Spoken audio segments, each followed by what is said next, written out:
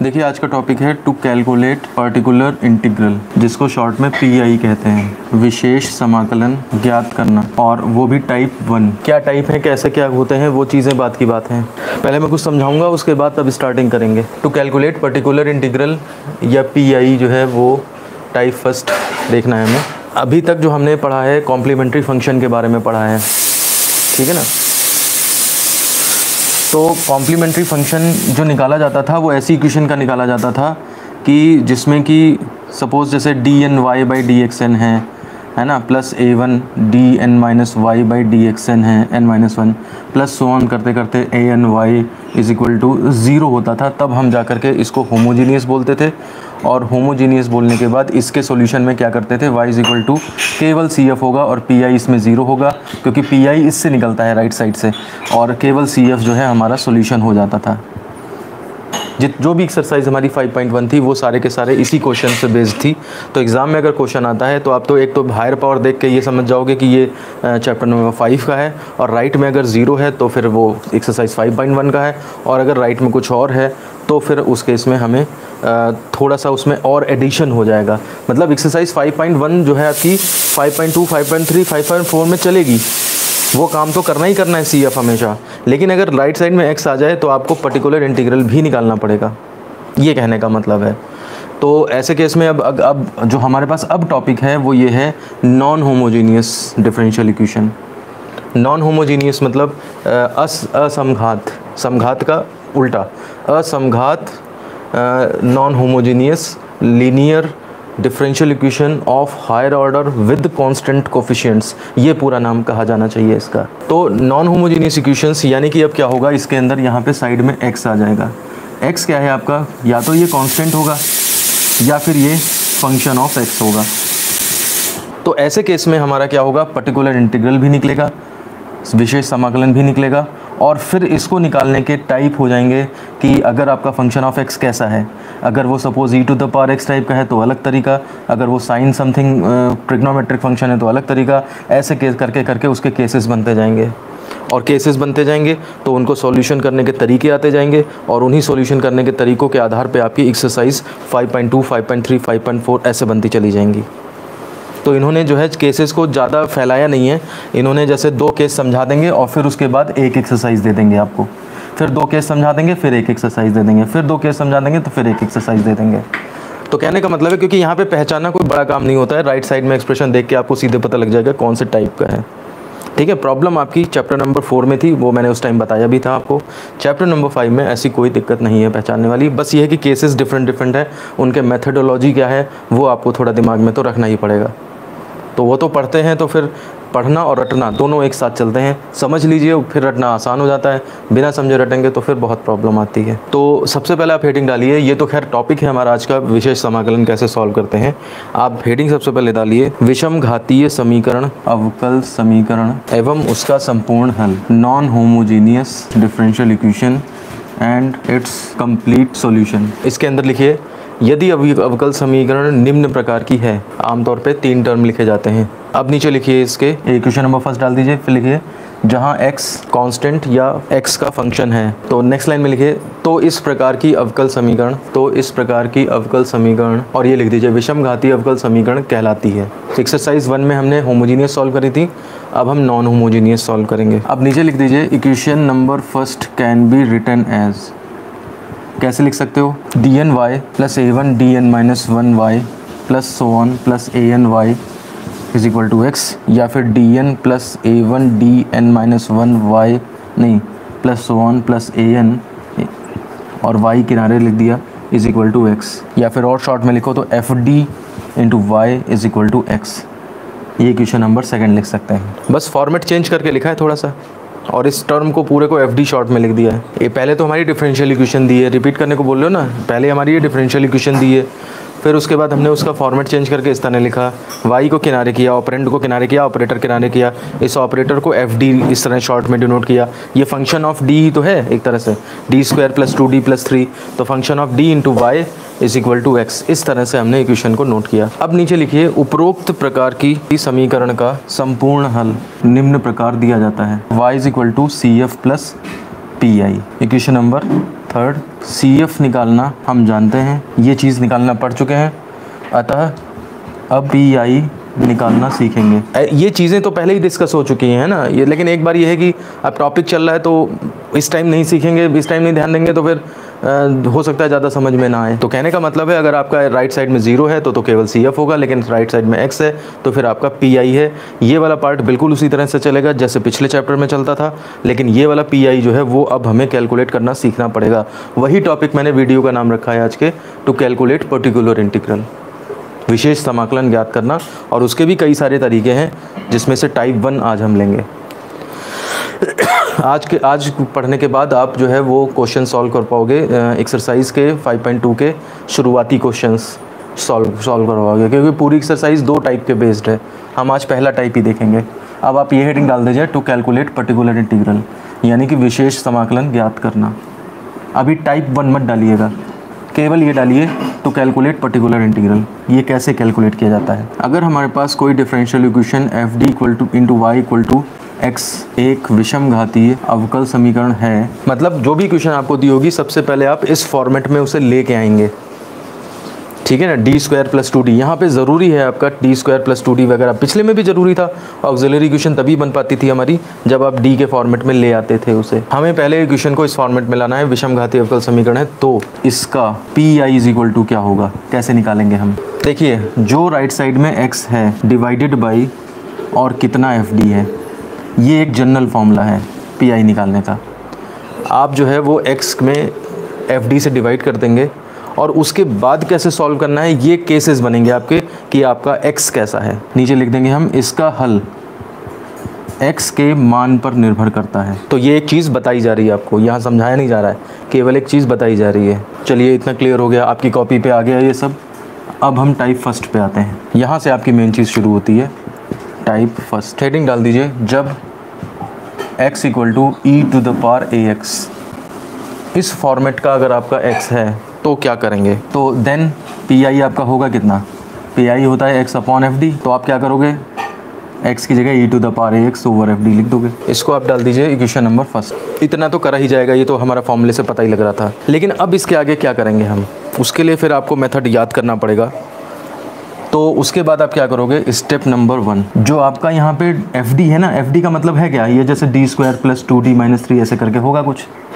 तो आप जो e⁴x का कोफिशिएंट है, ये चीज़ उठा करके आप इस d की जगह रख दोगे। मतलब कहने का ये है d = a इन FD। आप जो है e⁴x के में a जो है वो आप FD में a से d से रिप्लेस कर देंगे। अब रिप्लेस करने पे हो सकता है आपके पास कोई नंबर आंसर आ जाए, d की वैल्यू यहाँ पे रखने पे हो सकता है आपके पास 3, 5 या कुछ इस तरह से नंबर आ जाए, तो बहुत अच्छी बात है। वही सॉल्यूशन हो जाएगा आपका। If FD is non zero, then अगर वो ज़ीरो नहीं आ रहा, कुछ -3 + 5 कुछ भी आ जाए, देन PI = आपका वही e⁴ax अपॉन, और इसमें d की जगह a रख दिया, जितना आंसर आता है वही आपका पर्टिकुलर इंटीग्रल हो जाएगा। इक्वेशन नंबर सेकंड, d की जगह a रखने पे अगर आपका FD 0 नहीं हो रहा है तो आपका वही पर्टिकुलर इंटीग्रल आ जाएगा।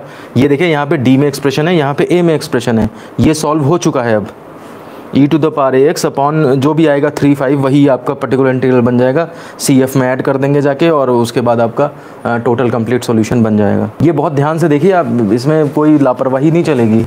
रिपीट अतुल, हाँ जितनी बार रिपीट करवाना है बताओ मुझे, कोई दिक्कत नहीं है, लेकिन आपके कंसेप्ट पूरे बनने चाहिए। मतलब कहने का ये है e⁴ax/FD है। अगर आप एक d में a रखें और आपका FD 0 ना बने, क्योंकि 0 बन गया तो फिर इनफाइनाइट वो गड़बड़ हो जाएगा ना।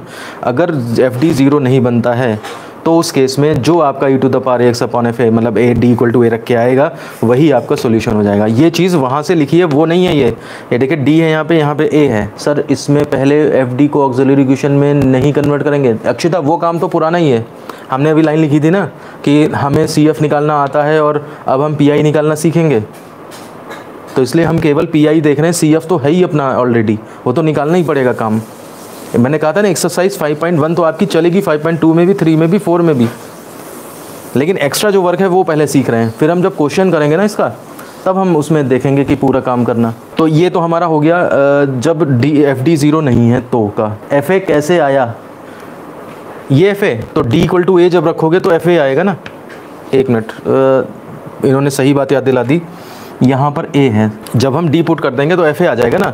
अब आपका fa अगर 0 नहीं है तो आपका e to the power ax upon fa ये पर्टिकुलर इंटीग्रल हो जाएगा। जो नॉट इक्वल टू 0 fa है वही नीचे आ जाएगा, मतलब a को रिप्लेस किया और वही नॉन ज़ीरो आया तो वही आंसर हो जाएगा। ये वही चीज़ लिखी है, बस d को a से रिप्लेस कर दिया है। अब बात आती है कि अगर हमारा fa 0 आ गया तो स्टेप नंबर 2 आता है। अब तो हम फिर वो तरीका नहीं करेंगे। अब करने के हमारे पास 202 मेथड हो जाते हैं, first method and second method. कोई भी एक तरीका करा जा सकता है, मैं दोनों तरीके बता रहा हूँ। किसी किताब में कोई मिलता है, किसी किताब में कोई मिलता है, जितने पॉसिबल वेज हैं मैं बता रहा हूँ। इसमें क्या है, फर्स्ट मेथड में जो आपका FD है, जैसे x अपॉन FD चल रहा है ना, तो इस FD के आप फैक्टर्स कर लेंगे।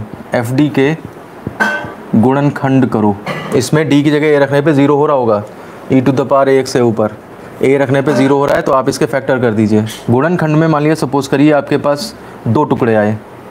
एक वो टुकड़ा है वह गुणनखंड जिसमें d इक्वल टू a रखने पर 0 हो रहा है, और एक दूसरा गुणनखंड जिसमें ऐसा कोई दिक्कत नहीं है। तो इस वाले में d की जगह पर हम क्या करेंगे, d प्लस a रखेंगे, और दूसरे गुणनखंड में d इक्वल टू a रखेंगे। भाई इसमें d इक्वल टू a रखते तो दिक्कत हो रही थी ना, तो d की जगह d प्लस a रख देंगे, और फिर इसमें d इक्वल टू a रख देंगे, और फिर उसके बाद हल कर लेंगे। फ्रेम में आ रहा है, हाँ ठीक है, हल कर लेंगे। अब कैसे करेंगे हल, वो आगे की बात है, वो क्वेश्चंस में समझ में आएगा आपको। यहाँ पर आप पहले केवल मेथड सीखो। हर चीज़ में पहले टाइप में दिक्कत होती है, क्योंकि आपको पूरे अपने कंसेप्ट बिल्डिंग बनानी पड़ती है। फिर एक बार जब रवा हो जाते हैं, मतलब एक बार रनिंग हैंड में आ जाते हैं, तो फिर टाइप 2, टाइप 3, टाइप 4 में इतनी ज़्यादा दिक्कत नहीं होगी। टाइप 1 है, इसलिए आप पहली बार आपके दिमाग में PI का कंसेप्ट आ रहा है, साथ में फिर सॉल्व करना भी आ रहा है, तो इसलिए ये चीज़ें अभी कॉम्प्लिकेटेड सी लगती हैं शुरुआत में। देखिए अभी चाहे आप जितना ज़्यादा टाइम दे सकते हैं, आपके पास 24 घंटे, जितना प्रैक्टिस करिए, लेकिन एग्ज़ाम टाइम में फिर टाइम नहीं रहता आपके पास, फिर तो आपका पूरा साल भर पढ़ा हुआ ही काम आता है। तो इसलिए कोई टाइम की कोई कमी नहीं है आपके पास, आप जितना प्रैक्टिस करें चाहे करें, 24 घंटे हर एक के पास हैं, लेकिन इतनी प्रैक्टिस करें कि आपको एग्ज़ाम में फिर गलत ना हो। पता लगा एग्ज़ाम में उस 4 नंबर 5 नंबर के क्वेश्चन के लिए और आपने यहाँ से ज़रा सा प्रैक्टिस में कमी कर दी और फिर वहाँ पे गलत हो गया, तो साल भर की मेहनत बेकार हो जाएगी। गुणनखंड का मीन्स, अच्छा फैक्टर सॉरी, FD के फैक्टर करो। अच्छा सेकंड मेथड में आ जाइए। आपका FA तो 0 है, ये तो चलिए मान लिया FA 0 है, बट इफ़ अगर आप F' निकालते हैं और वो आपका नॉन ज़ीरो आ जाता है, मान लिया, कहने का मतलब है FD को पहले आपने डिफ्रेंशिएट किया होगा, FD जो है उसको पहले आपने डिफ्रेंशिएट किया, F' निकाला और उसमें A पुट किया और वो नॉन ज़ीरो आ रहा है आपका। कोई एक मेथड अप्लाई कर सकते हैं, मैं कल आपको दोनों मेथड अप्लाई करके दिखाऊंगा एक क्वेश्चन पे। अच्छा FA equal to 0 but if F' not equal to 0, मतलब उसका डिफ्रेंशिएशन 0 नहीं है, तो उस केस में आपका जो है वो then PI is equal to हो जाता है x, एक बाहर आ जाता है, और 1 upon F' into e to the power ax, ये PI का फॉर्मूला बन जाता है। तब एक x बाहर आ जाता है और 1 अपॉन F' वो नॉट ज़ीरो है ना, तो वही वैल्यू नीचे आ जाएगी और e to the power ax put हो जाता है। और अगर आपका मान लिया सपोज FA 0 है, ये भी 0 आ गया, डैश भी 0 है, तो आप डबल डैश पे पहुंच जाइए। डबल डैश पे पहुंच के उसे चेक करिए F', उसमें d की वैल्यू a पुट करिए, तो F' डबल डैश a आएगा। अगर ये नॉट इक्वल टू 0 आता है तो फिर उस हिसाब से PI और बन जाएगा। ऑल्सो इफ़ F' भी 0 हो जाए आपका, F'' नॉट इक्वल टू 0, तो मैं ये बात कर रहा था यहाँ पे कि FA 0 है और F' नहीं 0 है, तो उस केस में आपका पर्टिकुलर इंटीग्रल जो है वो एक x आ जाएगा बाहर और F' अपॉन में e to the power x हो जाएगा। लेकिन अगर F' भी 0 है तो आप डबल डैश निकालेंगे, अगर वो नहीं 0 है then PI is equal to आपका हो जाएगा x की बजाय x² आ जाएगा, x² आ जाएगा और 1 अपॉन F'' आ जाएगा, क्योंकि ये नॉट इक्वल टू 0 है, तो 1 अपॉन F'' और e to the power ax, ये आपका पर्टिकुलर इंटीग्रल हो जाएगा। जिसको आसान लगे वो ये लगा ले और जिसको ये आसान लगे वो ये लगा ले। मैं दोनों तरीक़ों से कल क्वेश्चन करके बताऊंगा आपको, तब आपको जो है वो सारे कंसेप्ट क्लियर हो जाएंगे। तो इसलिए जो है आप क्वेश्चन मैं चाहता हूँ क्वेश्चन आप मेरी नज़र से देखें, मतलब अगर आप इन सब को पढ़ के क्वेश्चन देखते हैं तो हो सकता है कुछ बच्चे कर ले जाएँ, कंसेप्ट जो बहुत अच्छी तरह कंसेप्ट समझते हैं वो कर ले जा सकते हैं, लेकिन कई बच्चे ऐसे भी हो सकते हैं कि जो क्वेश्चन में जा कर के इस मेथड्स को लेकर के कंफ्यूज हो जाएंगे। तो इसलिए पहले मैं कल 2 क्वेश्चन करा दूँ आपको, उसके बाद फिर आप इसी एक्सरसाइज ट्राई करिएगा। हाँ देखिए, जिसको जो तरीका पसंद आता है, मैंने दोनों ऑप्शन बता दिए हैं आपको। कल मैं जब करके बताऊँगा क्वेश्चंस तो मैं एक क्वेश्चन तो बिना इसका कर दूँगा केस स्टेप 1 में, कि क्वेश्चन स्टेप 1 में ही ख़त्म हो जाए, और दूसरा क्वेश्चन ऐसा लूँगा जो स्टेप 2 तक जाता है। भाई अगर आपका FA0 नहीं आ रहा है तो आप स्टेप नंबर 1 में ही क्वेश्चन ख़त्म हो जाएगा, और अगर आपका FA0 है तो फिर आप स्टेप नंबर 2 में आओगे। फिर आपके पास ऑप्शन है, चाहे आप ये तरीका करो या फिर आप वो तरीका करो। बेटर कौन सा है दोनों में, देखिए अब ये तो डिपेंड करता है, आप खुद इसको फील करिएगा कौन सी चीज़ है क्या। ठीक है ना, वीडियो आप लाइक कर दें, बहुत सही बात कही है इन्होंने। तो आज आप इसकी देख लीजिए आप इसको एक बार, कल शुरू होने से पहले क्लास आप इसे एक बार पढ़ लीजिएगा। अभी ना पढ़ें तो सुबह पढ़ लीजिएगा क्लास शुरू होने से पहले, लेकिन पढ़ ज़रूर लीजिएगा। फिर उसके बाद देखेंगे आपको क्वेश्चन बिल्कुल आसानी से समझ में आ जाएंगे। ठीक है, तो इसी के साथ फिर वीडियो ख़त्म करते हैं हम आज का। चलिए, ओके।